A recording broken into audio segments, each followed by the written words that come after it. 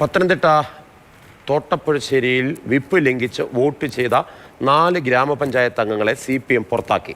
ഗ്രാമപഞ്ചായത്തിലെ അവിശ്വാസ വോട്ടെടുപ്പ് പങ്കെടുത്ത പ്രസിഡന്റ്, വൈസ് പ്രസിഡന്റ് സ്ഥാനങ്ങളിലേക്ക് തിരഞ്ഞെടുപ്പ് ഘട്ടങ്ങളിൽ പാർട്ടി വിപ്പ് ലംഘിച്ചതിനാണ് നടപടി ഉണ്ടായിരിക്കുന്നത്. അബിലാൽ CK ചേരുന്നുണ്ട് പത്തനംതിട്ടയിൽ നിന്ന്. അബിലാൽ, ആദ്യഘട്ടത്തിൽ തോട്ടപ്പുഴശ്ശേരി ഗ്രാമപഞ്ചായത്തിൽ പാർട്ടി വിമതനായി മാറുന്നു, പിന്നീട് ആ വിമതനെ കോൺഗ്രസ് കൊണ്ടുപോകുന്നു, ഒപ്പം പാർട്ടിക്കാരായിട്ടുള്ളവർ തന്നെ വിപ്പ് ലംഘിച്ച് മറ്റൊരാളെ വിജയിപ്പിക്കാൻ വേണ്ടി ശ്രമിക്കുന്നു, അവിശ്വാസത്തിനകത്ത് തർക്കം വരുന്നു. പാർട്ടി സമ്മേളനം നടക്കുന്ന സമയത്ത് തന്നെയായിരുന്നു ഈ വിഷയങ്ങളെല്ലാം ഉണ്ടായിരിക്കുന്നത്. ഇപ്പോൾ നടപടിയിലേക്ക് എത്തിയോ CPM?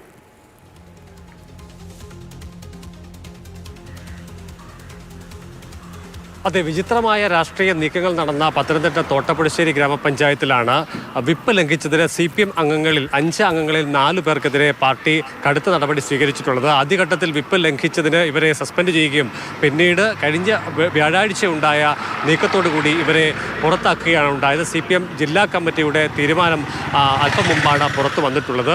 4 പേർക്കെതിരെയാണ് നടപടി സ്വീകരിച്ചിട്ടുള്ളത്. പാർട്ടി വിപ്പ് ലംഘിക്കുകയും കോൺഗ്രസിനോടൊപ്പം ചേർന്ന് ഭരണം പിടിക്കുകയുമാണ് CPM അംഗങ്ങളായിരുന്നവർ ചെയ്തിട്ടുള്ളത്. അതിൽ നടപടി നേരിട്ടവരിൽ ഏറ്റവും പ്രധാനപ്പെട്ട ആൾ നിലവിൽ പ്രസിഡന്റ് സ്ഥാനത്തേക്ക് തെരഞ്ഞെടുക്കപ്പെട്ട അഡ്വക്കേറ്റ് R കൃഷ്ണകുമാറാണ്. ലോക്കൽ കമ്മിറ്റി മുൻ അംഗമാണ്.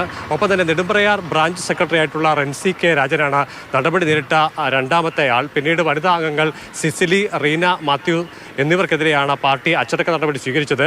കഴിഞ്ഞ മാസം 19-ാം തീയതിയായിരുന്നു CPM വിമതനെ അധികാരത്തിൽ നിന്ന് പുറത്താക്കുന്നതിന് വേണ്ടി CPM-ന്റെ 4 അംഗങ്ങൾ കോൺഗ്രസിന്റെ 3 അംഗങ്ങളോടൊപ്പം ചേർന്നുകൊണ്ട് അവിശ്വാസത്തിന് നീക്കം നടത്തിയത്. എന്നാൽ അതിന്മേലുള്ള വോട്ടെടുപ്പിൽ വിമതനെ പുറത്താക്കാൻ പാടില്ല, അല്ലെങ്കിൽ വിമതന് അനുകൂലമായി വോട്ട് ചെയ്യണം എന്നുള്ളതായിരുന്നു CPM വിപ്പ് നൽകിയത്. പക്ഷേ അവർ അത് തള്ളിക്കളഞ്ഞുകൊണ്ട് കോൺഗ്രസിനോടൊപ്പം ചേർന്ന് വോട്ട് രേഖപ്പെടുത്തുകയും അങ്ങനെ വിമതൻ ബിനോയിയെയും കോൺഗ്രസ് വിമതയായിട്ടുള്ള വൈസ് പ്രസിഡന്റെയും അധികാരത്തിൽ നിന്ന് പുറത്താക്കി. 3 ആഴ്ചയ്ക്ക് ശേഷം കഴിഞ്ഞ വ്യാഴാഴ്ചയായിരുന്നു ഒഴിവ് വന്ന പ്രസിഡന്റ്, വൈസ് പ്രസിഡന്റ് സ്ഥാനങ്ങളിലേക്കുള്ള തെരഞ്ഞെടുപ്പ്. ഈ ഘട്ടത്തിൽ പാർട്ടി 2 പേരെ സ്ഥാനാർത്ഥിയായി നിശ്ചയിച്ചിരുന്നു. പക്ഷേ ആ വിപ്പം ഈ CPM പ്രവർത്തകരായിട്ടുള്ള 4 പേർ തള്ളിക്കളഞ്ഞു. ഒപ്പം കോൺഗ്രസിനോടൊപ്പം ചേർന്ന് അവർ അധികാരം പിടിക്കുകയാണ് ഉണ്ടായത്. ആദ്യം ഇവരെ സസ്പെൻഡ് ചെയ്തെങ്കിൽ രണ്ടാമതും തെറ്റ് ആവർത്തിച്ചു എന്ന് മനസ്സിലാക്കിക്കൊണ്ടാണ് കടുത്ത നടപടിയിലേക്ക് പാർട്ടി പോയിട്ടുള്ളത്.